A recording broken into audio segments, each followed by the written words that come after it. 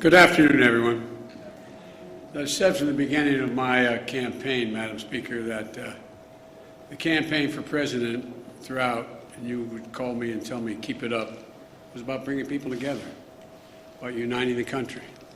We need to unite as one people, one nation, one America. And that was the thing I was most often criticized about, saying, how can you unite the country? We must unite the country. I said it in my kickoff speech in Philadelphia. I said it again when I spoke at Gettysburg, and I emphasized it in my inaugural address. A lot of people, press to elected officials, were somewhat skeptical of that could be done. It's just beginning, but I'm confident we can do this and so much more. And I believe with every fiber of my being that there are simple core values and beliefs that should bring us together as Americans. One of them is standing together against hate, against racism, the ugly poison that has long haunted and plagued our nation. Today, I can say that because of all of you, many of you sitting right in front of me, you've taken that first step. It's an important step. I'd like to thank the Congress and the members who are here today, Democrats and Republicans, who came together to get the COVID-19 Hate Crimes Act on my desk. Well, on a desk I'm about to sign. But I want to thank the Majority Leader Schumer, and I want to thank Speaker Pelosi for your leadership. I also want to thank the leader from the state of Kentucky for letting it go forward. It's important. It's important. Most of all, Mazie, or Senator, I called you Mazie, I apologize, Mazie. I call Chuck anyway, yeah. Senator Hirono, Senator Tammy Duckworth, who helped deliver this 94-1 vote. When you get involved, Tammy, you don't screw around, you just 94-1. State Representative Grace Meng and Judy Chu, who helped deliver a 364 to 62 vote in the House of Representatives. That's incredible. I also want to thank, as I said, Republican members in Congress for their leadership, including Senator Moran and Senator Collins. I also want to thank as I said, to all of the folks, all the people here today who are involved, and those of you, whether you're in the Congress or not, supporting this effort. I say thank you, thank you, thank you. We got a lot more to do. But we simply haven't seen this kind of bipartisanship for much too long in Washington. You're showing that our democracy can work and deliver for the American people.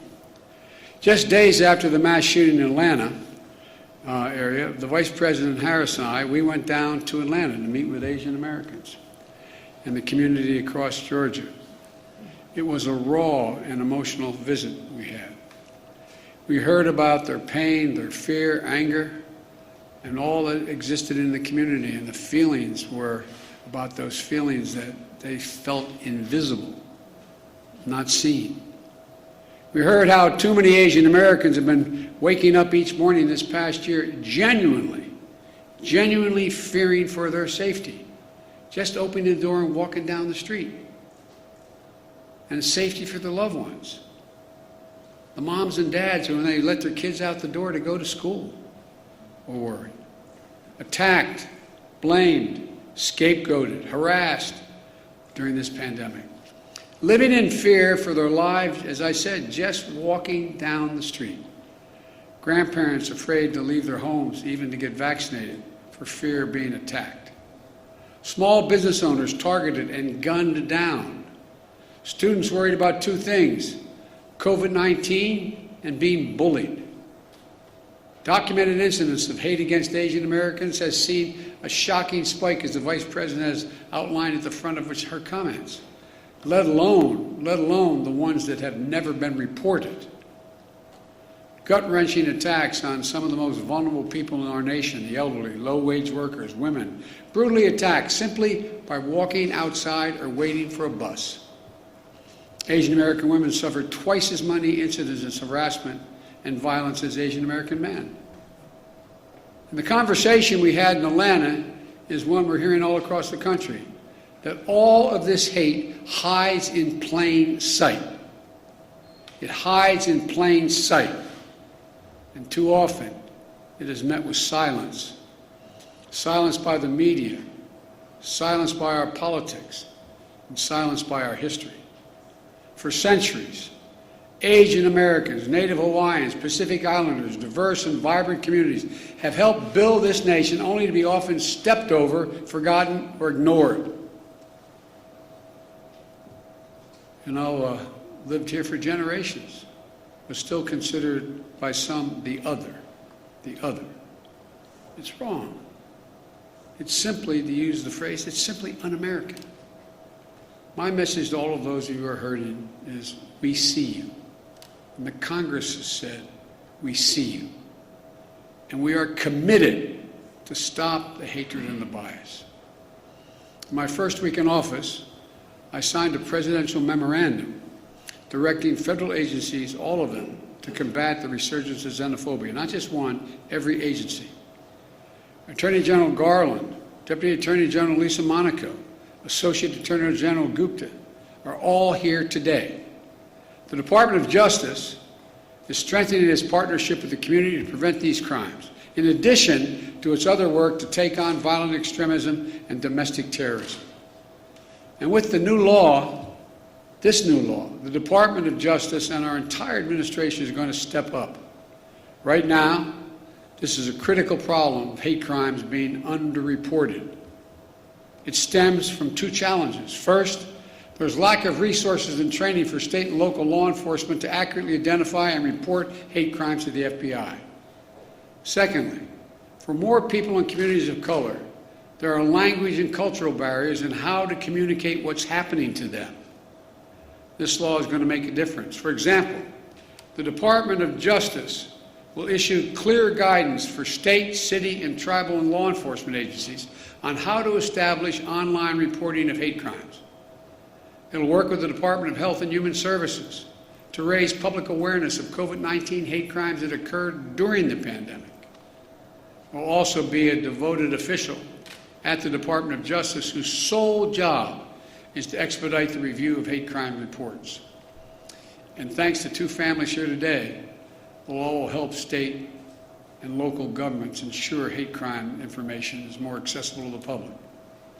The family of Heather Heyer, a civil rights activist whose life was taken standing up to Nazis marching from the shadows of vengeance in Charlottesville.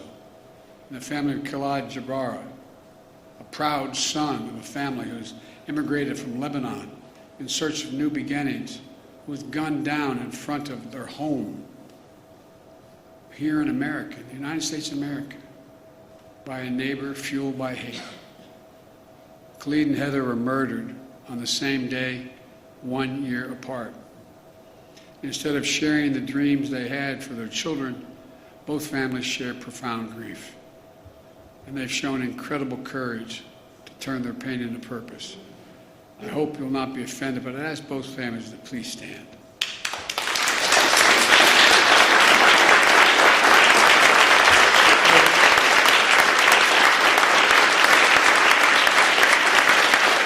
I want to thank you. I want to thank you for being here, because I know it's hard. No matter how celebratory it is, the law is being changed. When you have to show up at something memorializing your family, it's like you got the news 10 seconds ago. It's the hardest thing to do. I know from experience it takes enormous courage. But I hope that every day that's passed, the memory of son and daughter brings a smile to your lips before it brings a tear to your eye. Because I promise you, a lot of people understand who've gone through similar things. It's hard. So I really mean it when I say thank you. Thank you for being here. It takes a lot of courage. Thank you.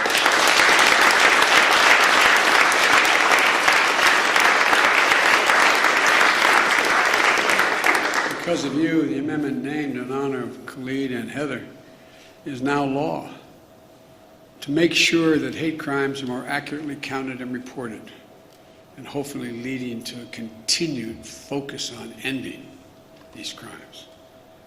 It will provide resources to create specialized hate crimes units. That will also help states create hotlines for hate crimes at state and local levels that will be accessible for people with limited English proficiency. And it provides resources for training for state and local law enforcement to identify, investigate, and report these heinous crimes. But of all the good that the law can do, we have to change our hearts. We have to change the hearts of the American people. Hate can, I mean this from the bottom of my heart, hate can be given no safe harbor in America.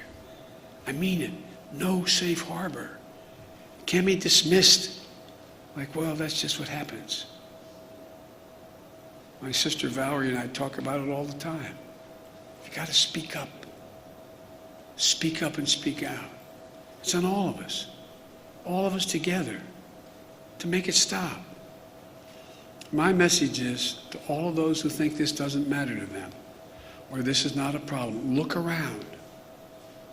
Look in the mirror. Look in the eyes of your children.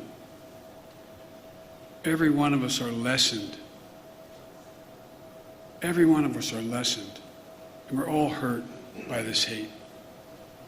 It has a way of seeping sort of through the cracks into communities and children who, in fact, wouldn't have crossed their mind. Words have consequences, as the senator knows. He preaches it. He understands it. Consequences.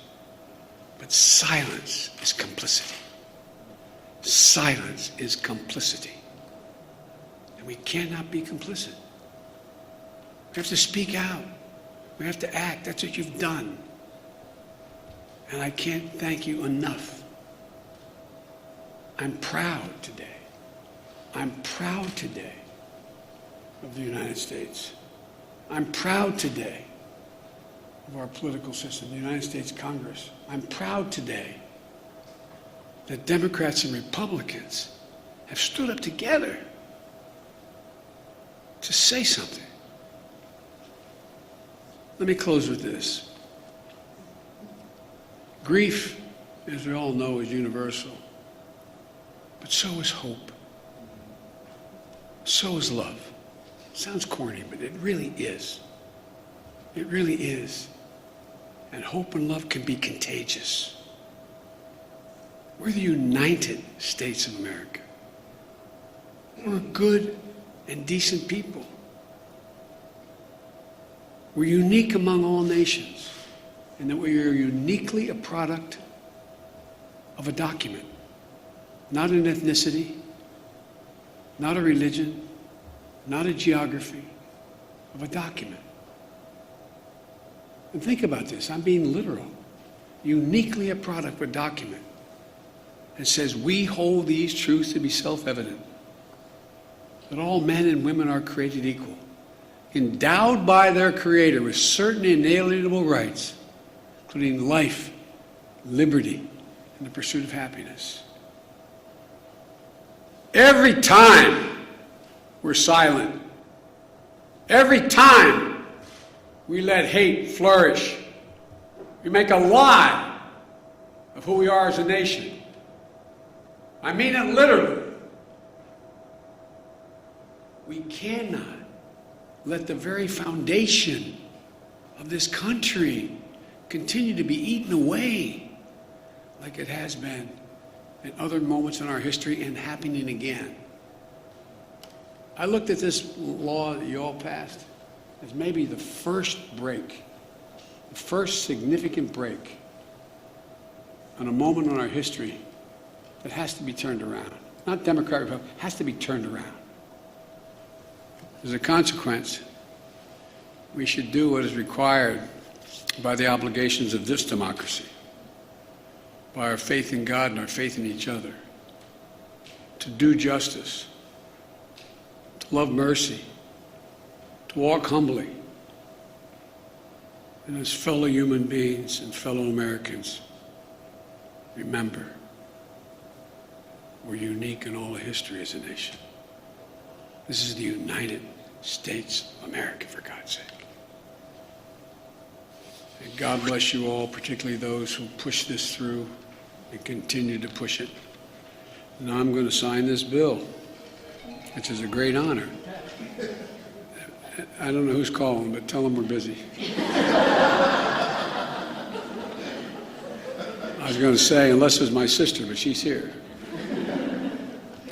So I'd like to invite to the stage Senator Hirono, Senator Duckworth, Congresswoman Grace Meng, Congresswoman Judy Chu, Congressman Don Beyer, Senator Richard Blumenthal, and Senator Moran, but I don't think he could be here today.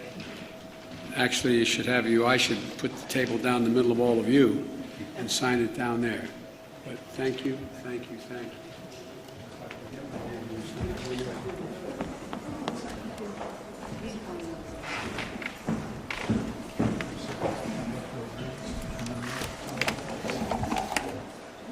All right.